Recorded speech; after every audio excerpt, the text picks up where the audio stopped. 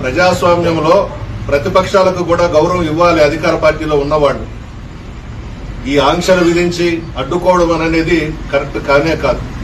ఇప్పటికైనా చంద్రబాబు నాయుడు మనిషివి మారు. ఇటువంటి వెధవ రాజకీయాలు చేసి నీచమైనటువంటి రాజకీయాలు చేస్తే నువ్వే చులకనైపోతావు ప్రజల్లో.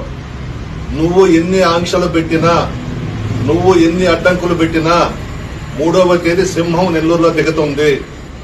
నెల్లూరు జిల్లాలో నలుమూలల నుంచి వేలాది మంది సింహాలు నెల్లూరుకు వచ్చి ఆ సింహానికి స్వాగతం పలికేదానికి సిద్ధంగా ఉన్నారు.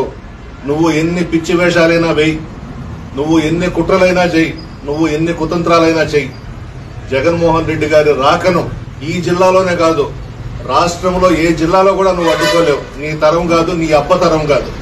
ఏమన్నా నీ అబ్బ ఖర్జూరపు నాయుడు రాసిచ్చాడా నీకేమన్నా నెల్లూరు జిల్లాని? నెల్లూరులో దిక్కూడదా జగన్మోహన్ రెడ్డి గారు? ఎందుకు దిక్కూడదు? దివంగత ముఖ్యమంత్రి రాజశేఖర రెడ్డి గారి కుమారుడు స్వచ్ఛందంగా ప్రజల్లోకి వచ్చాడు, ఓదార్పు పేరుతో ప్రజల్లోకి వచ్చాడు, పాదయాత్ర పేరుతో ప్రజల్లోకి వచ్చాడు. ప్రజలు బ్రహ్మరథం పడుతున్నారు. ఓర్చుకోలేవా? ఓర్వలేవా నువ్వు? ఎందుకు నీకంత కడుపుమంట? ఏమి మా జిల్లా పార్టీ అధ్యక్షుడు గోవర్ధన్ రెడ్డి గారిని పరామర్శించేదానికి వస్తున్నాడు. ఇన్ని ఆంక్షలు అవసరమా నీకు? ఇన్ని ఆంక్షలు అవసరమా? ఇప్పటికీ కూడా నిరూపించలేకపోతున్నారు కదా. అన్ని అక్రమ కేసులే గోవర్ధన్ రెడ్డి గారి మీద పెట్టినాయన్ని. ఒక్కటి కూడా రుజువు చేయలేరు. మొన్న ఈ మధ్యనే చెప్పినా, మరలా చెప్తున్నా, కడిగిన ఆణిముత్యంలాగా గోవర్ధన్ రెడ్డి గారు బయటకు వస్తారు.